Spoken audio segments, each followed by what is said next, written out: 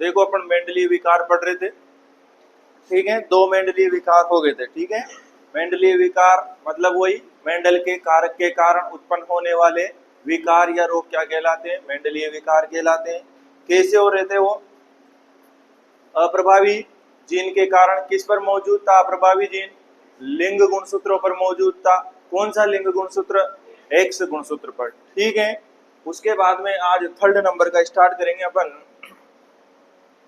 ठीक है। जेनेटिक्स चल रही थी अपने पास में, ठीक है। उसमें मेंडलीय विकार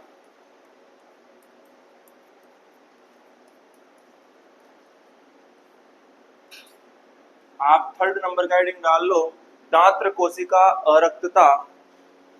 दांत्र कोशिका अरक्तता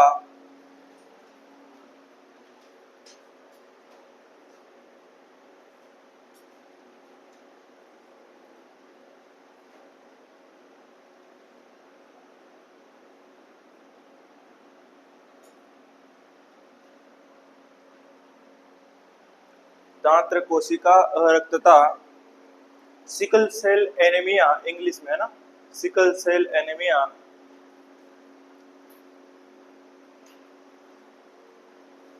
लिखो इंग्लिश में।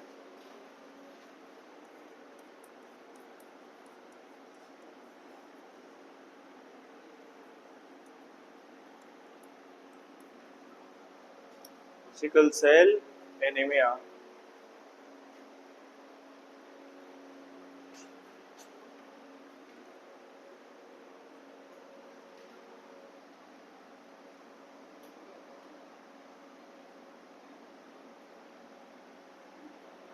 लिख लिया हेडिंग? देखो तो अपने किस पर मौजूद था उसका अप्रभावी जीन? लिंग गुणसूत्रों पर मौजूद था। अब अपने पास में मनुष्य में कितने गुणसूत्र होते हैं? मनुष्य में 46 गुणसूत्र होते हैं, 23 जोड़ी गुणसूत्र होते हैं, जिनमें से 2 गुणसूत्र तो लिंग गुणसूत्र और 44 गुणसूत्र कैसे का एक गुणसूत्र होते हैं, ठीक है। अब उसके बाद में वर्णांता और जो हीमोफीलिया था वो तो लिंग गुणसूत्र पर मौजूद था उनका जीन, लेकिन यहाँ पर लिंग गुणसूत्र पर नहीं है। अपन पढ़ेंगे क्या? दांत्र कोशिका अरक्तता। इसमें क्या होता है देखो, जो अपनी आरबीसी के कैसी होती है, सामान्य आकार की आरबीसी होती है अपन में, ठीक है। लेकिन आरबीसी अगर हंसियाकार हो जाती है, कैसी हो जाती है? हंसियाकार। हंसिया जानते हो आप, मतलब उसमें आकार में क्या कर लेती है वो, परिवर्तन कर लेती है। हंसिया मतलब जैसे धांतली, धांतली को हंसिया बोलते हैं, क्या बोलते हैं? धांतली। गांव में जो धांतली होती है, हंसिया होती है, उसको धांतली बोलते हैं, ठीक है। तो आरबीसी कैसे आकार में परिवर्तित कर लेती हैं और इसमें क्या होता है क्या नहीं होता वो सब अपन इसमें देखेंगे, ठीक है। तो हेडिंग डाल दो आप, सिकल सेल एनीमिया, दांत्र कोशिका अरक्तता।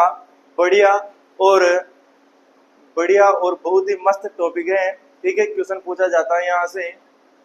हाँ, तो आप लिखना स्टार्ट कीजिए। लिखो, यह एक अलिंग सूत्री संलग्न रोग होता है।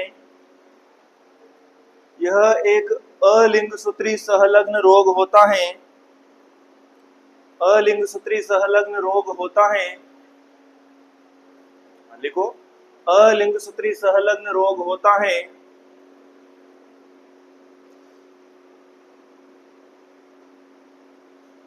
जब 11वें जोड़ी गुणसूत्र पर जब 11वें जोड़ी गुणसूत्र पर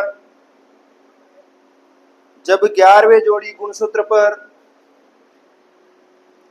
11वें जोड़ी गुणसूत्र पर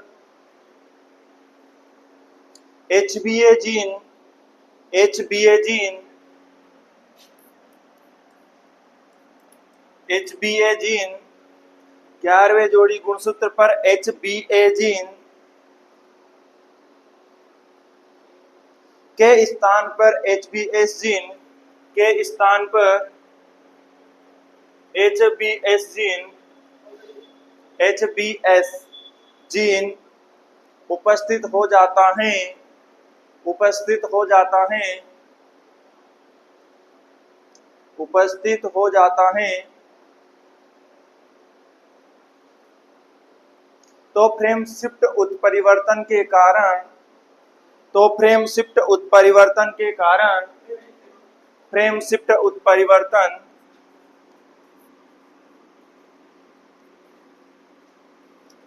फ्रेम शिफ्ट उत्परिवर्तन के कारण, उत्परिवर्तन क्या होता है देखो, कि जीनी संरचना में या जीन में अचानक से होने वाले परिवर्तन, जिससे लक्षणों में भी क्या हो जाएगा, परिवर्तन हो जाएगा और विभिन्नताएं देखने को मिलेगी, उसे बोलते हैं उत्परिवर्तन। ठीक है, यहाँ पर अपने क्या फ्रेम शिफ्ट उत्परिवर्तन है, लिखो फ्रेम शिफ्ट उत्परिवर्तन उत्पन्न हो जाता है, क्या लिख रहे हो, फ्रेम शिफ्ट उत्परिवर्तन के कारण व्यक्ति दांत्र कोशिका अरक्तता, व्यक्ति दांत्र कोशिका अरक्तता रोग से ग्रसित हो जाता है, दांत्र कोशिका अरक्तता रोग से ग्रसित हो जाता है, ग्रसित हो जाता है, ग्रसित हो जाता है, ग्रसित मतलब उस रोग से पीड़ित हो जाता है, अरक्तता रोग से ग्रसित हो जाता है। कल भी तो लिखा था अपन ने कि वर्णांता रोग से ग्रसित हो जाता है।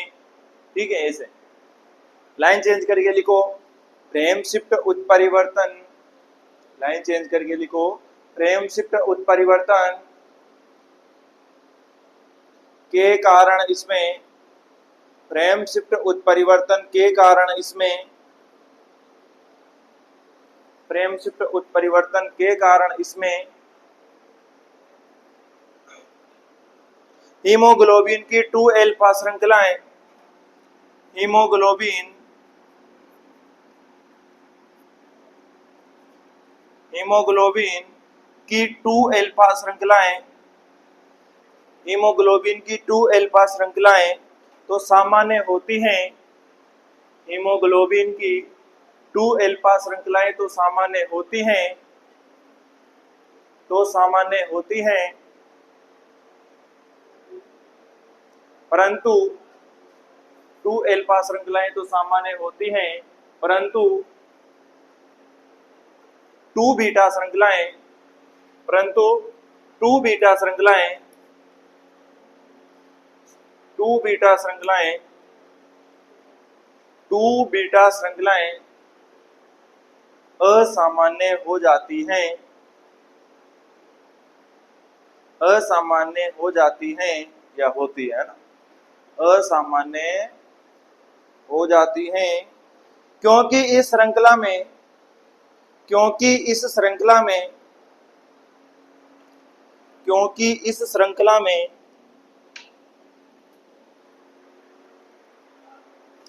क्योंकि इस श्रृंखला में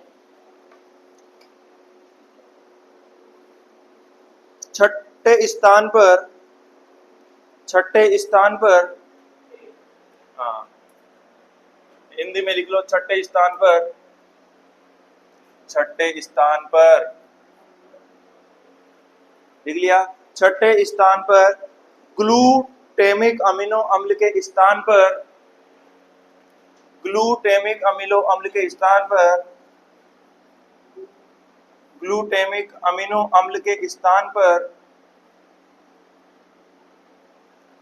अमीनो अम्ल के स्थान पर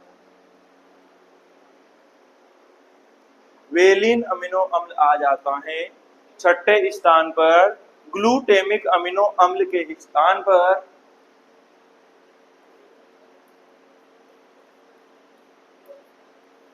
वेलिन अमीनो अम्ल आ जाता है, वेलिन अमीनो अम्ल आ जाता है, जिसके कारण, जिसके कारण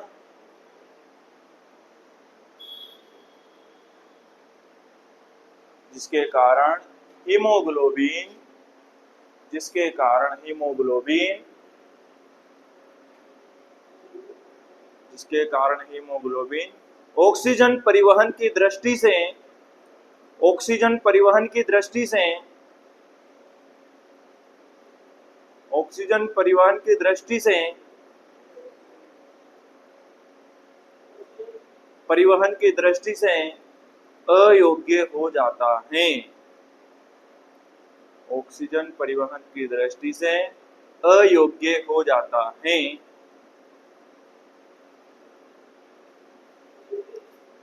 हाँ अयोग्य। मेरी बात सुनो, अपने शरीर में क्या है? ब्लड है। ब्लड में क्या पाया जाता है? अपने पास में हीमोग्लोबिन पाया जाता है। क्या पाया जाता है? हीमोग्लोबिन। ये हीमोग्लोबिन एक प्रकार से श्वसन वर्णक है कि नहीं है? है। श्वसन वर्णक क्यों है? क्योंकि ये क्या करता है? ऑक्सीजन का परिवहन करने में क्या करता है? मदद करता है, या फिर ऑक्सीजन का क्या करता है? परिवहन करता है। ठीक है। ऑक्सीजन किसका परिवहन करेगा अपने शरीर में? O2 का परिवहन करता है। किसका? गैसीय विनिमय, मतलब O2 का परिवहन करता है एक अंग से दूसरे अंग में, और पूरे शरीर में क्या करता है? ये परिवहन करने का कार्य करता है। जब मेरी बात सुनो, हीमोग्लोबिन कि इन श्रृंखलाओं में क्या हो जाएगा? परिवर्तन हो जाएगा। मैंने बोला कि टू एल्फा श्रृंखलाएं तो क्या होती हैं? सामान्य होती है। क्या होती है? टू एल्फा श्रृंखलाएं तो सामान्य होती है, लेकिन इसकी टू बीटा श्रृंखलाओं में क्या होता है? छठे स्थान पर क्या होता है? ग्लूटेमिक अमीनो अम्ल होता है। कौन सा होता है? ग्लूटेमिक अमीनो अम्ल होता है। उसके स्थान पर कौन सा आ जाता है? वेलिन अमीनो अम्ल आ जाता है। तो क्या हो जाता है? उसकी संरचना में, श्रृंखला में परिवर्तन होगा कि नहीं होगा? होगा। और उसकी श्रृंखला में परिवर्तन हो जाता है तो हीमोग्लोबिन की संरचना भी क्या हो जाएगी? परिवर्तित हो जाएगी। अब मेरी बात सुनो, हीमोग्लोबिन पहले की तरह कार्य कर पाएगा क्या? जैसे वो ऑक्सीजन का परिवहन कर रहा था, वो उस कंडीशन से नहीं कर पाएगा, तो फिर क्या हो जाएगा? ऑक्सीजन की कमी हो सकती है शरीर में, रक्त की कमी हो सकती है, कुछ भी हो सकता है। ठीक है। तो लिखो, इस रोग से निम्न लक्षण होते हैं। अगली लाइन, इस रोग से निम्न लक्षण होते हैं।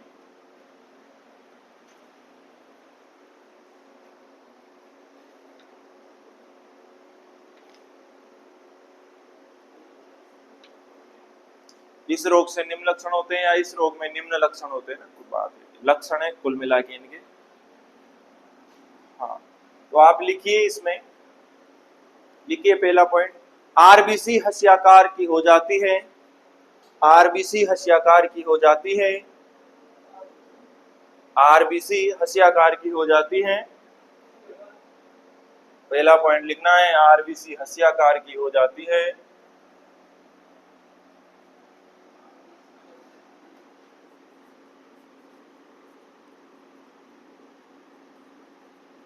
आरबीसी हस्याकार की हो जाती है।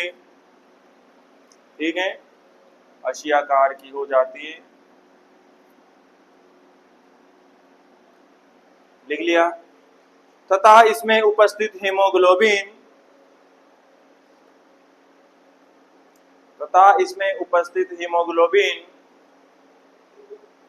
तथा इसमें उपस्थित हीमोग्लोबिन हाइड्रोफिलिक के स्थान पर, हाइड्रोफिलिक के स्थान पर,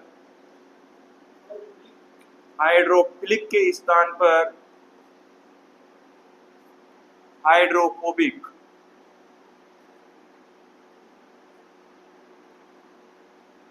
हाइड्रोफिलिक के स्थान पर हाइड्रोफोबिक,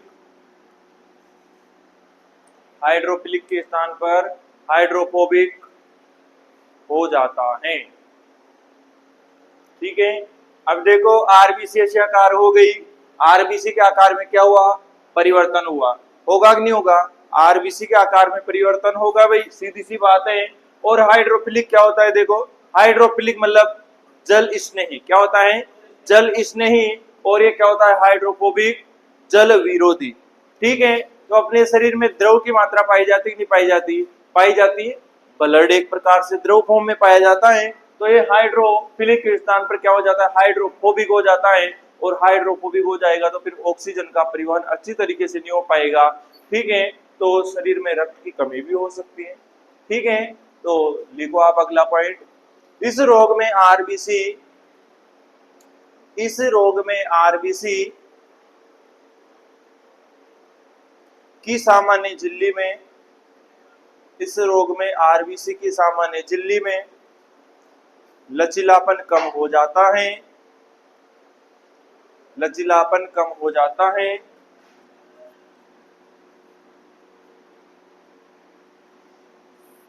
लचीलापन कम हो जाता है, जिससे लचीलापन कम हो जाता है, जिससे आरबीसी चिपककर, जिससे आरबीसी चिपककर गुच्छे बना लेती हैं। आरबीसी चिपक कर गुच्छे बना लेती हैं, गुच्छे बना लेती हैं। इसे समूहीकरण या एग्लूटिनेशन कहते हैं। इसे समूहीकरण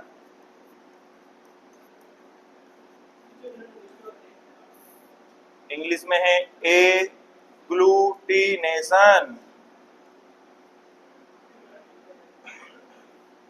समूहीकरण या एग्लूटिनेशन कहते हैं।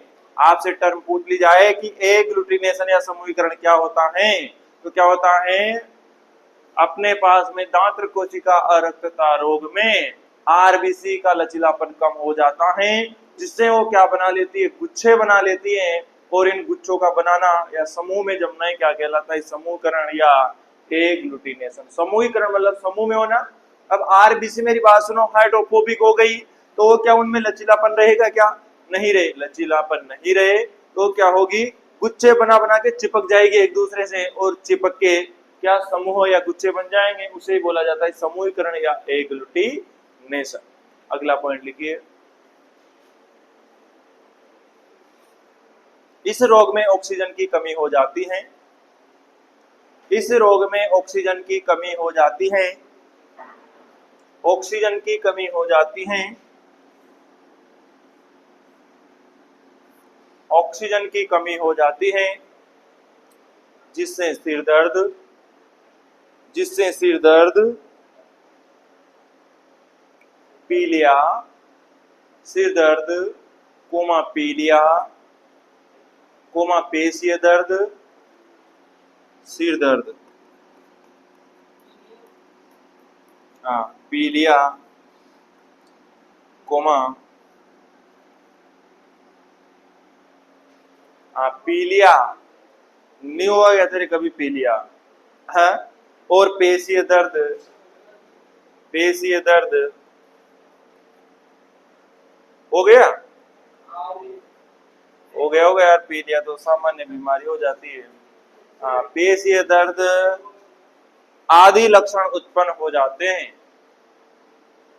आदि लक्षण उत्पन्न हो जाते हैं, लक्षण उत्पन्न हो जाते हैं।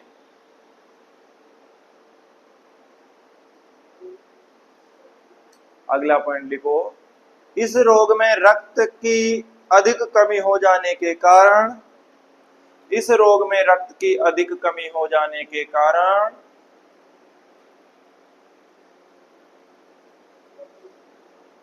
इस रोग में रक्त की या रुधिर की अधिक कमी हो जाने के कारण व्यक्ति की मृत्यु भी हो सकती है, व्यक्ति की मृत्यु भी हो सकती है। ठीक है सुमित, क्या हो सकती है, मृत्यु किसे बोलते हैं, मर जाएगा, ठीक है। हाँ अब मेरी बात सुनो, मैं बोल रहा था कि अपना वर्णांता और हीमोफीलिया भी क्या था, एक मेंडलीय विकार था। क्या था, मेंडलीय विकार मतलब क्या, आनुवंशिक विकार, एक प्रकार से आनुवंशिक विकार जो क्या होते हैं, अगली पीढ़ी में संचरित होते हैं। ठीक है, एक पीढ़ी से दूसरी पीढ़ी में, क्योंकि कौन लेके जा रहे हैं, जीन। ठीक है, अब मैंने बताया वहां पर लिंग गुणसूत्रों पर मौजूद था, लेकिन यहाँ पर लिंग गुणसूत्रों पर मौजूद है क्या, नहीं, क्योंकि मैंने आपको बताया कि 44 गुणसूत्र तो कायिक गुणसूत्र होते हैं। कौन से होते हैं, कायिक होते हैं, और 2 गुणसूत्र या एक जोड़ी गुणसूत्र क्या होते हैं, लिंग गुणसूत्र होते हैं। तो मतलब 22 जोड़ी तो क्या हो गए, कायिक, और एक जोड़ी क्या हो गया, लिंग गुणसूत्र। ठीक है, तो वहां पर एक्स क्रोमोसोम पर पाए जा रहे थे दोनों के जीन, वर्णांता और हीमोफीलिया का।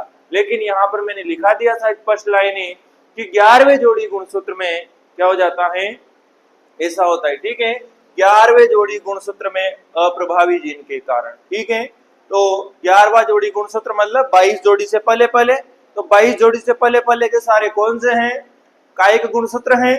तो इसीलिए अपन ने इसको क्या नहीं बोला, लिंग संलग्न रोग नहीं बोला। क्या नहीं बोला, लिंग संलग्न रोग नहीं बोला। ठीक है, हाँ तो आप देखो, एक अपन चार्ट के फॉर्म में बनाएंगे इसको।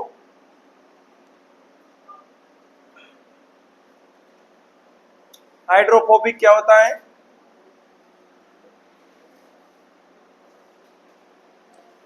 हाइड्रोफोबिक द्रव से हटना मतलब, है ना, और हाइड्रोफिलिक द्रव की तरफ मतलब स्नेह, है ना, द्रव की तरफ गमन। जल स्नेही और जल विरोधी एक प्रकार से। ठीक है, तो लिखो 11वें जोड़ी गुणसूत्र, बीचों बीच लिखना 11वें जोड़ी गुणसूत्र। हाँ, बीचों बीच लिखो 11वें जोड़ी गुणसूत्र, बीच में लिखना 11वें जोड़ी गुणसूत्र पर HBG।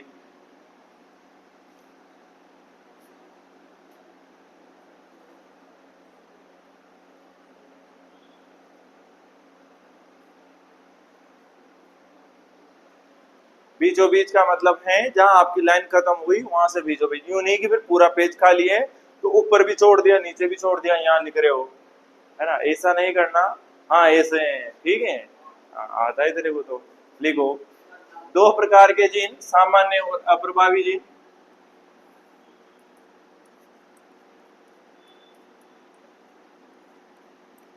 सामान्य जीन और क्या, अप्रभावी जीन।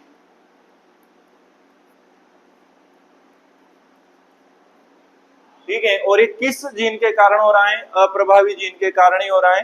ठीक है, अपने पास में सामान्य जीन HBA जीन, लेकिन इसके स्थान पर कौन सा आ जाता है, HBS आ जाता है, तो ये रोग उत्पन्न हो जाता है।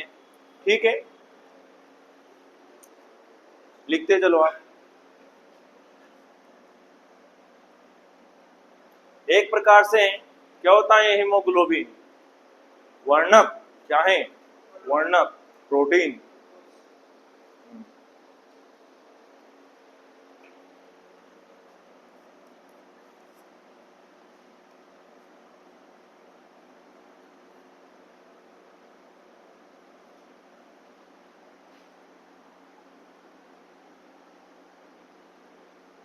लिख लो CTC और GAG। ठीक है, इधर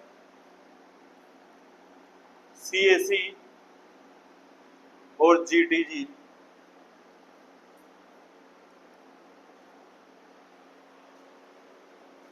ठीक है, बताऊंगा अभी क्या होता है। नाइट्रोजनी सारक है ये, ठीक है, नाइट्रोजनी सारक हैं। अब इनमें क्या हो रहा है, अनुलेखन की क्रिया होगी, क्या होगी, अनुलेखन की क्रिया होगी।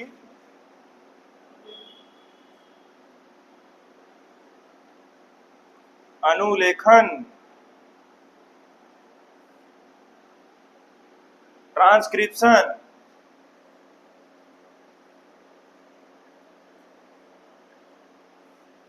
अब अनुलेखन क्या होता है, देखो कि डीएनए का एमआरएनए में, आरएनए में परिवर्तन क्या कहलाता है, अनुलेखन कहलाता है ना। तीन चार चीजें होती हैं, एक तो प्रतिकृतिकरण, एक अनुलेखन, एक अनुवादन, ये तीन चार चीजें होती हैं। प्रतिकृतिकरण तो होता है डीएनए से क्या बनना, डीएनए से डीएनए का निर्माण होना क्या कहलाता है, प्रतिकृतिकरण मतलब कॉपी, रेप्लिकेशन, है ना, कॉपी बनना। डीएनए की वापस क्या बन रही है, कॉपी बन रही है, मतलब डीएनए का डीएनए बन रहा है, तो उसे क्या बोलते हैं, प्रतिकृतिकरण बोलते हैं, है ना, रेप्लिकेशन बोलते हैं। उसके बाद डीएनए से डीएनए बन गया, फिर डीएनए से क्या बनेगा, डीएनए से एमआरएनए बनेगा, क्या बनेगा, डीएनए से एमआरएनए आरएनए बनेगा, तो उसे क्या बोलते हैं, अनुलेखन बोलते हैं। क्या बोलते हैं, अनुलेखन, ट्रांसक्रिप्शन बोला जाता है। और उसके बाद में एमआरएनए से क्या बनेगा बच्चों, एमआरएनए से बनेगा अपने पास में क्या, कोई प्रोटीन बनेगा, आपको पता है, और प्रोटीन बनेगा। इस क्रिया को बोला जाता है क्या, अनुवादन। क्या बोला जाता है, अनुवादन बोला जाता है। उसके बाद में यदि डीएनए से डीएनए बन गया प्रतिकृतिकरण, डीएनए से एमआरएनए बन गया अनुलेखन, और एमआरएनए से क्या बन गया, प्रोटीन बन गया, तो इसे बोलते क्या, अनुवादन। और मेरी बात सुनो, एमआरएनए से अगर डीएनए बन जाता है तो इसे क्या बोला जाता है, प्रतीप अनुलेखन या रिवर्स ट्रांसक्रिप्शन। ठीक है, यदि उल्टा बनता है, एमआरएनए से डीएनए बनता है, तो उसे बोला जाता है रिवर्स ट्रांसक्रिप्शन। क्या बोला जाता है, रिवर्स ट्रांसक्रिप्शन, मतलब उल्टा हो रहा है, उल्टा हो रहा है ना, रिवर्स में जा रहा है, तो प्रतीप अनुलेखन या प्रति अनुलेखन। ठीक है, हाँ, तो यहां तक लिखा आपने।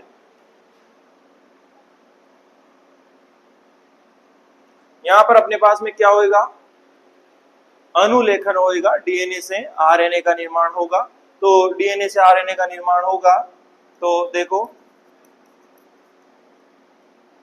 अब सी की जगह क्या आएगा, सी की जगह आएगा क्या, सी की जगह क्या आएगा, हाँ कभी नहीं पढ़ा आपने नाइट्रोजन क्षारक, हाँ सी की जगह, मेरी बात सुनना, ए की जगह तो आता है क्या, टी, यदि डीएनए है तो मैं बात बता रहा हूं अभी, और सी की जगह आता है क्या, जी, जी की जगह सी और टी की जगह क्या आता है, ए आ जाता है। ठीक है, ए होगा तो टी, सी होगा तो जी, जी होगा तो सी और टी होगा तो ए।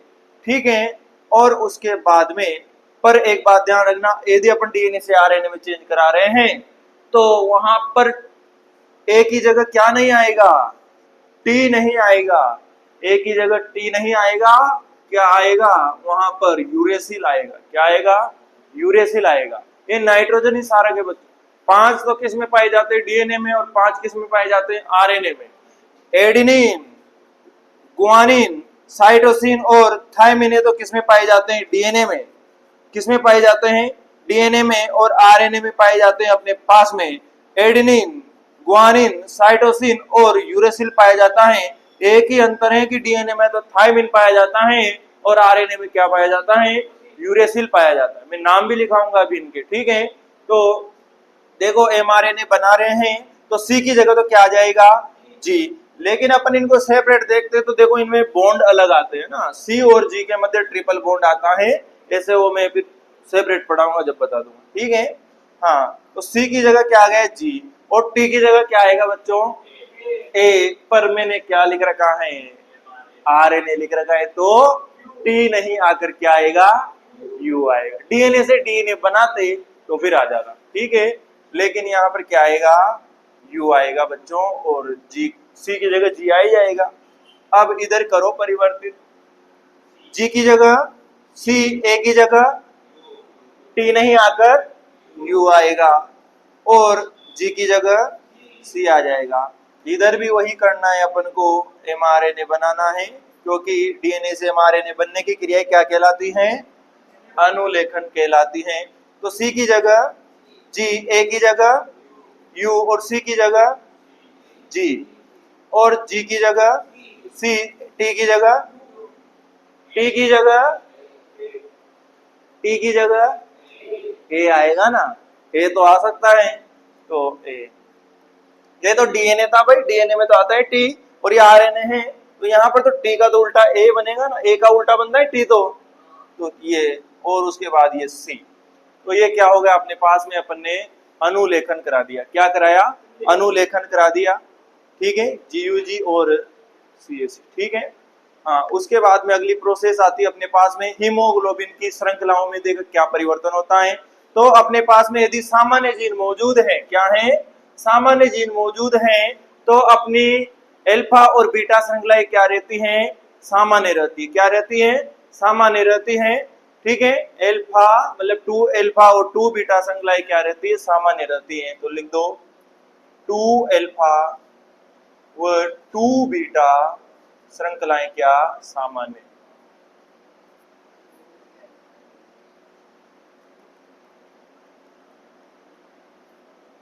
ठीक है।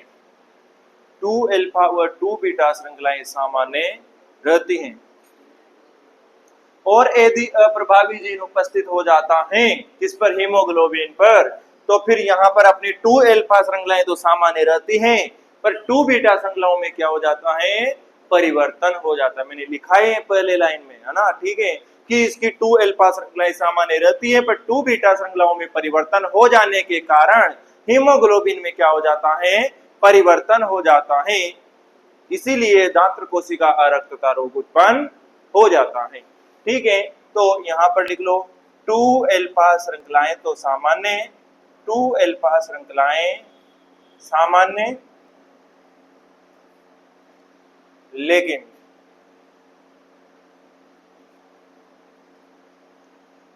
2 बीटा, 2 बीटा श्रृंखलाएं असामान्य हो जाती हैं, असामान्य हो जाती है।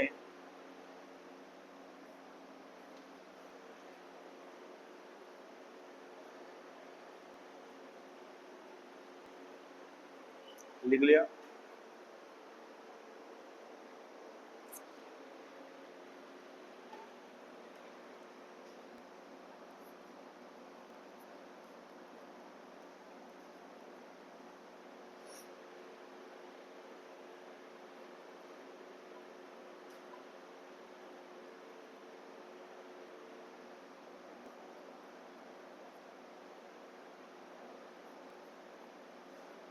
है ना, आपको सीधे सीधे लिखना है, ठीक है।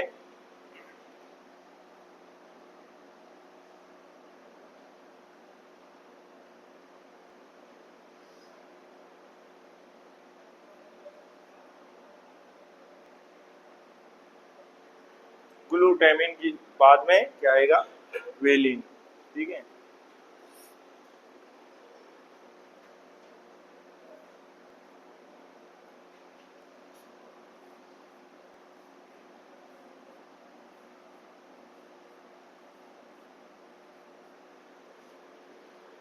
ठीक है, 1 2 3 4 5 6। अब मैंने आपको थ्योरी में क्या लिखा रखा है, कौन से स्थान पर अप्रभावी जीन मौजूद होता है, तो कौन से स्थान पर, अरे 11वें नहीं, 11वां जोड़ी तो क्या है, गुणसूत्र है बच्चों, 11वां जोड़ी तो गुणसूत्र है, 11वें जोड़ी गुणसूत्र पर हो रहा है ये सब। अरे मैंने बताया था आपको गुणसूत्र, और गुणसूत्र पर क्या पाए जाते हैं बच्चों, जीन, क्या पाए जाते हैं, जीन। तो जीन में क्या हो रहा है, अप्रभावी जीन मौजूद हो रहा है, अप्रभावी जीन के कारण उत्पन्न हो रहा है। तो अपने हीमोग्लोबिन, और हीमोग्लोबिन मतलब यहाँ पर 11वें जोड़ी गुणसूत्र पर हो रहा है क्या, चेंजेस। 11वें जोड़ी गुणसूत्र पर एक तो सामान्य जीन है, और यहाँ पर अप्रभावी जीन आ जाता है HbA की जगह HbS। तो ऐसा अपन को देखने को मिलता है, जैसे डीएनए से आरएनए का निर्माण होगा, होगा कि नहीं होगा, होगा। तो यहाँ पर निर्माण हो रहा है, उसके बाद यहाँ पर 2 अल्फा 2 बीटा श्रृंखलाएं तो सामान्य रहती हैं, लेकिन इसमें 2 बीटा वाली श्रृंखलाएं क्या हो जाती हैं, परिवर्तित हो जाती है, या उनमें अपन को चेंजेस देखने को मिलता है। तो देखो, वेलिन, स्टेडिन, ल्यूसिन, और मैं लिखाऊंगा अभी इनको, ठीक है, सभी को सेपरेट लिखाऊंगा, अभी इनको भी लिखा दूंगा मैं, ठीक है। तो आप लिखते हुए चलो, लिख लिया क्या, इधर भी लिख लो ऐसा कैसा ही, वेलिन, स्टेडिन, ल्यूसिन,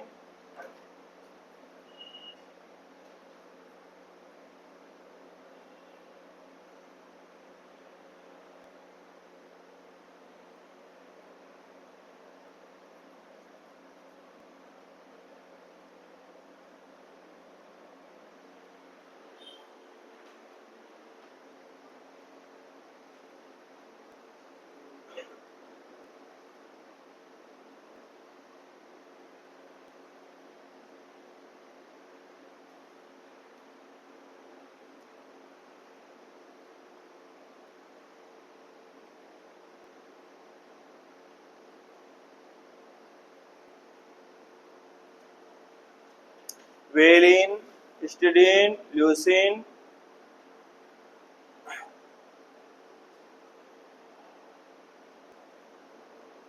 थायरोसिन, और प्रोलेनिन, और ग्लूटामिन, और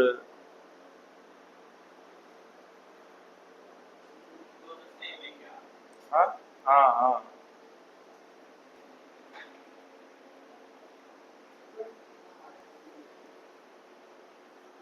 ये THR है, थायरोमिन है ना, थायरोमिन है वो, हाँ, ROTHR, THE मत लिखना, THR, वेलिन, स्टीडीन, ल्यूसिन, थायरोमिन, और प्रोलिनिन, और उसके बाद में ग्लूटामिन।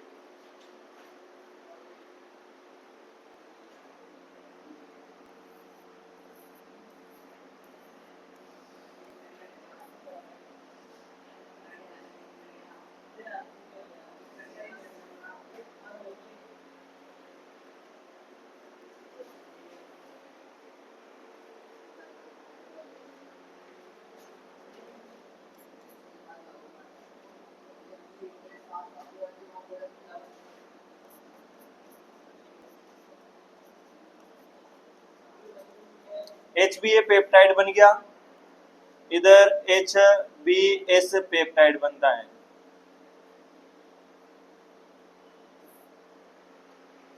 ठीक है, अरे मेरी बात सुनो, अमीनो अम्ल से क्या बनते हैं?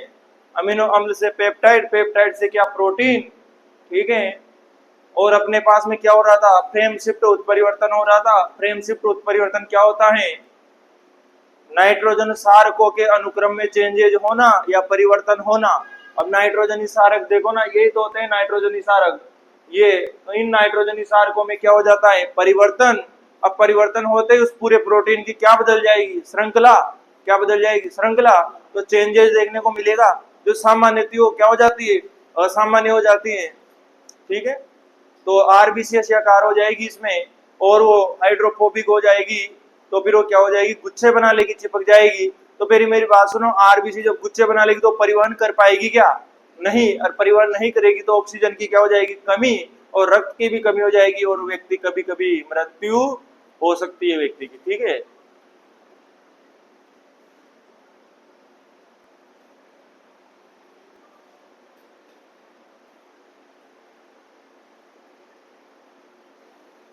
उतार लिया क्या ये?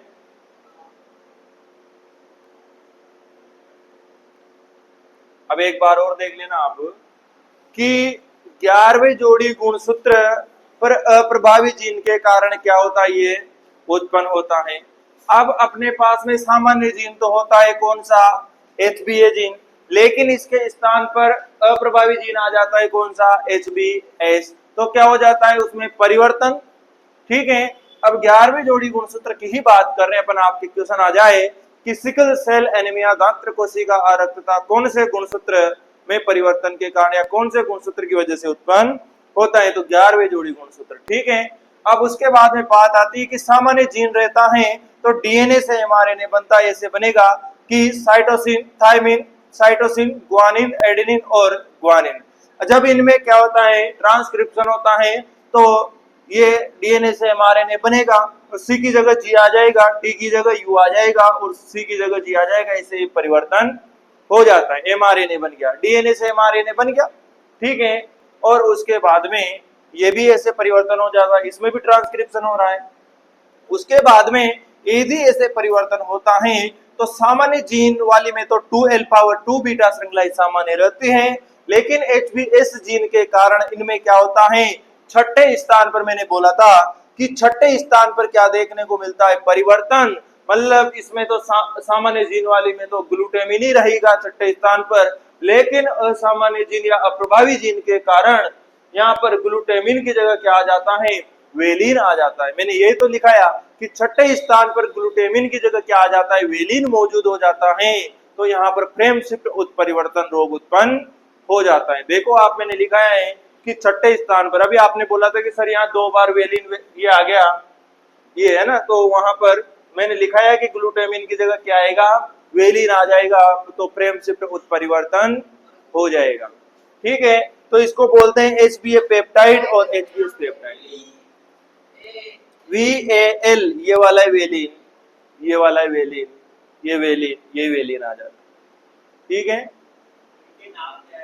अभी लिखाऊंगा ना, बोला है ना मैंने, अभी साइड में लिखाऊंगा। जहाँ आपकी जगह बच रही हो वहां लिखो, या फिर इधर साइड में कहीं जगह बच रही हो तो लिखो। ठीक है, तो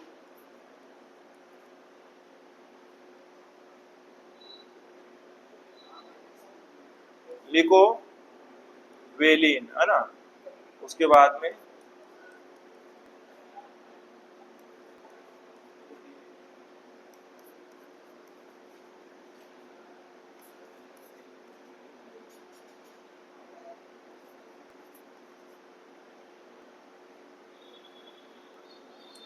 हाँ लिखो, इसका नाम है वेलिन।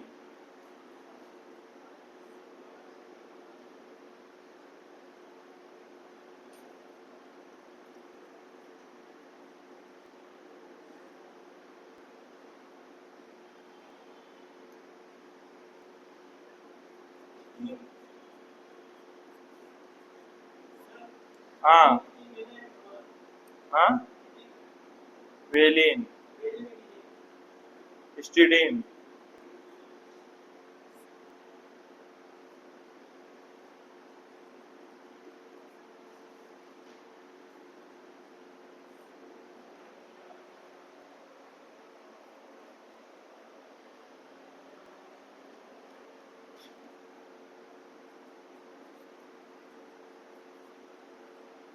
प्रोलिनिन और ग्लूटेमिक।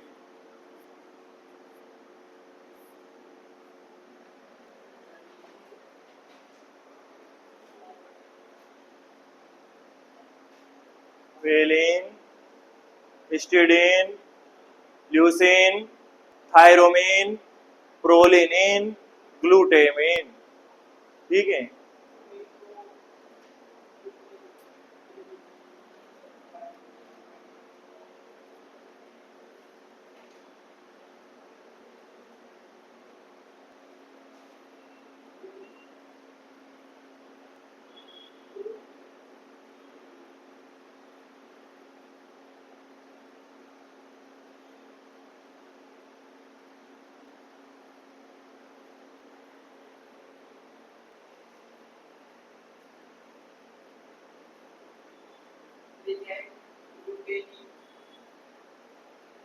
ग्लूटेमिन।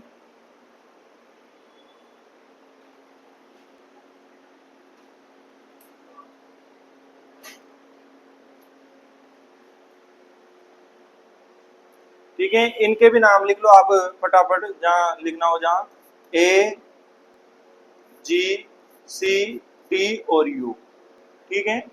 हाँ, लिखो एडिनिन, गुआनिन,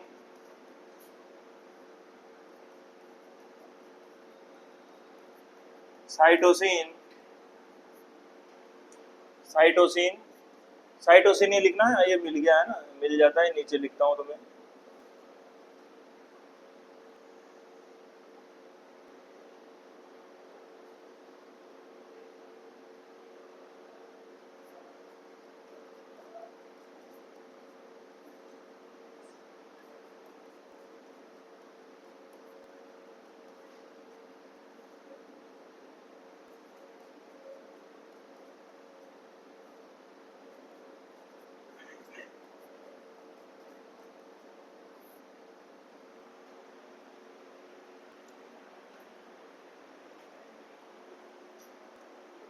ठीक है, समझ में आया आज की क्लास में?